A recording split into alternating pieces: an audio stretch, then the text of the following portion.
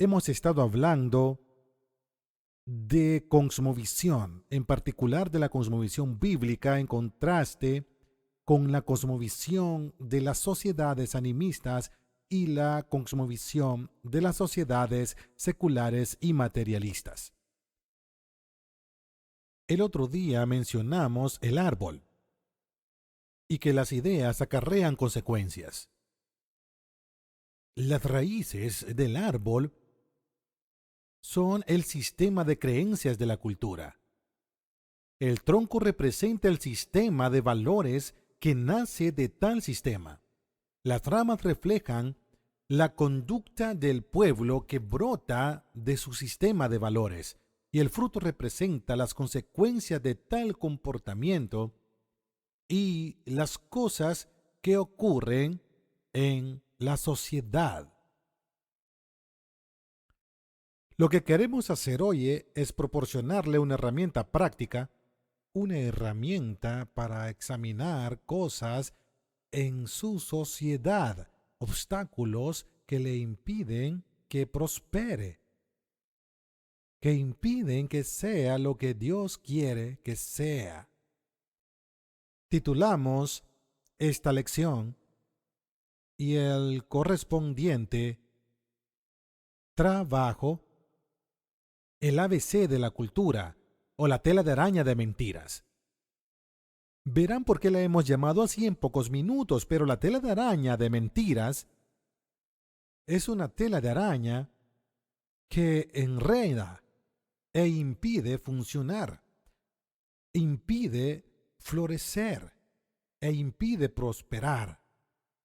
Satanás es un mentiroso y teje telas de arañas de mentiras que empobrecen a los individuos y a las naciones. Me gustaría empezar con un par de ilustraciones. Proceden de regiones del mundo muy distintas. Empezaré con una de mi propio país. Si tuviéramos que manejar un auto desde Los Ángeles, California, a través del país en diagonal hasta Boston o Nueva York, podríamos escuchar emisoras de radios cristianas a lo largo de todo el recorrido. Hay unas 2000 emisoras de radio cristianas. Y en las principales ciudades podríamos ver televisión cristiana. Habrá unos 200 canales de televisión cristiana por todo el país. Hay escuelas cristianas de enseñanza primaria y secundaria, institutos bíblicos, facultades, universidades cristianas. Hay incluso escuelas de graduados cristianos.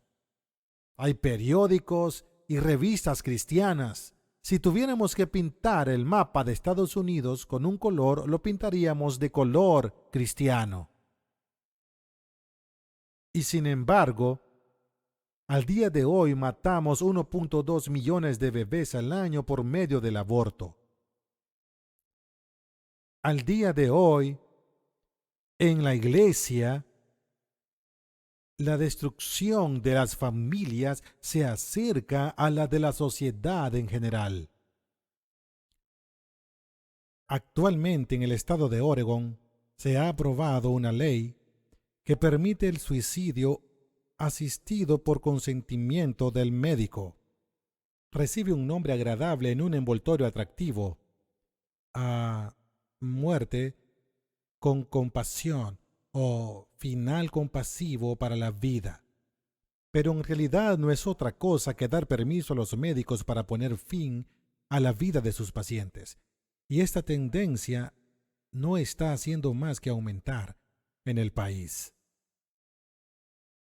Así pues, ¿qué defecto hay en esta figura? Tantas iglesias, tantos medios cristianos y sistemas de comunicación, y a pesar de todo, tanta desolación. ¿Qué está mal en esta figura? La segunda ilustración pertenece a un amigo mío cuyo nombre es Silvio. Silvio era un enfermero cuando me contó esta historia. Trabajaba para la juventud con una misión. en un barco que navegaba arriba y abajo por el río Amazonas. Silvio formaba parte del equipo de asistencia médica. Desembarcaban y navegaban contracorriente por los afluentes del Amazonas hasta donde podían, en canoa, y si hacía falta caminaban más allá hasta alcanzar aldeas muy remotas. Silvio me dijo que hace 35 años no había ningún cristiano en esa parte del mundo. Allí habitaban etnias inalcanzadas. Pero llegaron los misioneros, predicaron el Evangelio y fundaron iglesias. Después penetraron en la selva y predicaron el Evangelio y fundaron iglesias. Y actualmente hay cristianos e iglesias por toda la región amazónica. Pero dice que cuando visita algunas comunidades se aflige bastante. Son tan pobres que los padres venden a sus hijas para prestar servicios sexuales por dinero. Y lo que más le duele es que los padres cristianos venden a sus hijas para ofrecer tales servicios.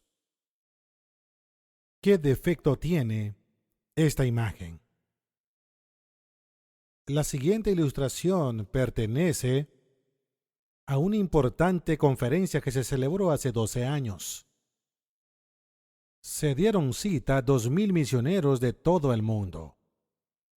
Se pidió a uno de los principales estrategas y expertos en misiones que contara la historia de la misión global. Y cada día explicaba en las sesiones plenarias la tendencia del flujo misionero por todo el mundo. Comenzó su intervención con un PowerPoint que mostraba todo un mundo no evangelizado, con una iglesia muy, muy pequeña.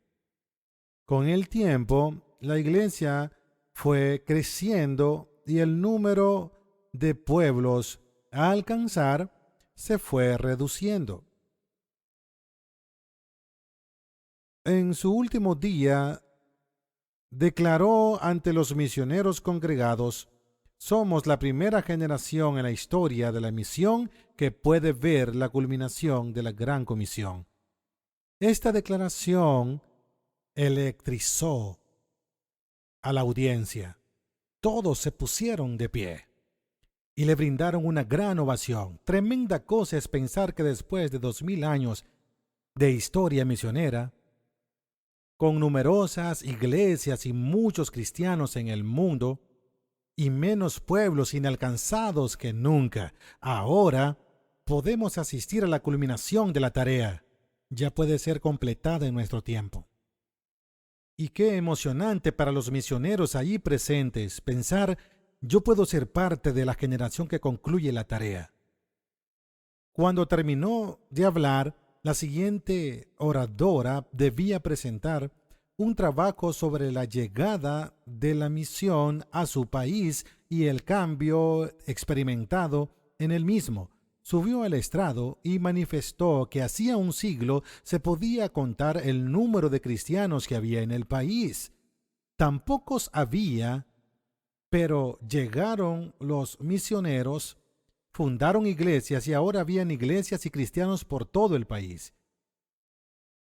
Y añadió: actualmente el 80% de la gente en mi país se declaran cristianos. Y hubo un entronador aplauso. ¿No es esto un excelente estudio monográfico? No había cristianos en el país 100 años antes, sin embargo el 80% hoy lo son. Esto es una gran historia. Y luego dijo: ¿desean ustedes saber de qué país soy? Y hubo una prolongada pausa.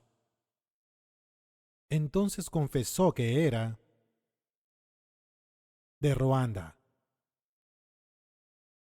Y todos sabemos lo que sucedió en Ruanda hace algunos años. Hubo genocidio, una guerra entre los Hutus y los Tutsis.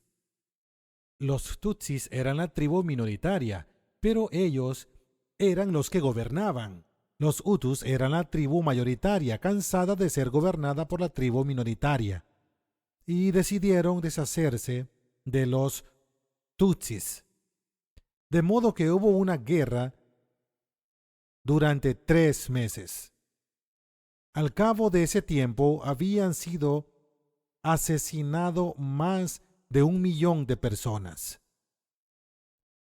1 millón de personas en un país de 7 u 8 millones de habitantes en 3 meses. Y no fueron muertos por una bomba atómica que cayera sobre Kigali, fueron muertos a golpe de lanzas, machetes, balazos.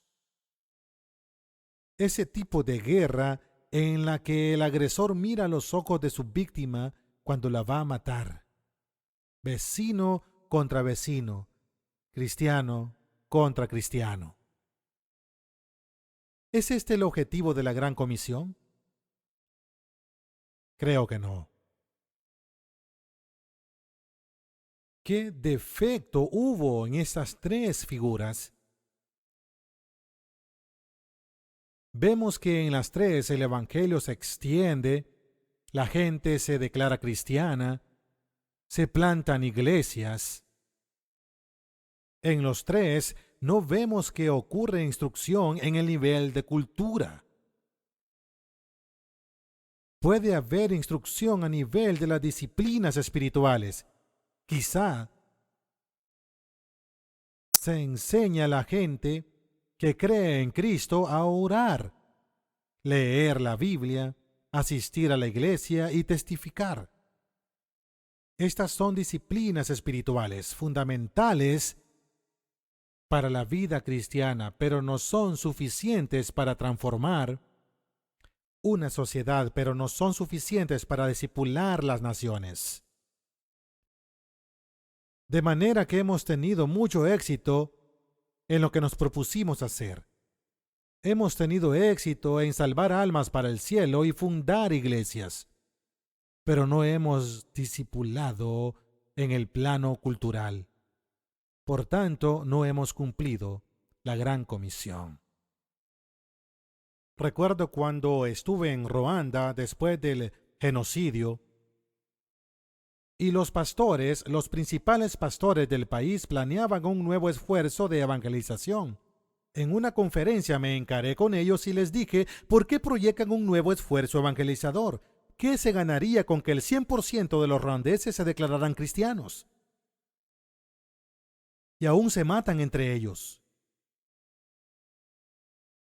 No necesitan un nuevo esfuerzo de evangelización. Lo que necesitan es un discipular en el plano de la cultura. Me gustaría que pensáramos unos minutos en otros temas, otras situaciones en las que ha habido evangelización y fundación de iglesias, pero se han visto escasos resultados. ¿Qué significa esto para la tarea de la iglesia?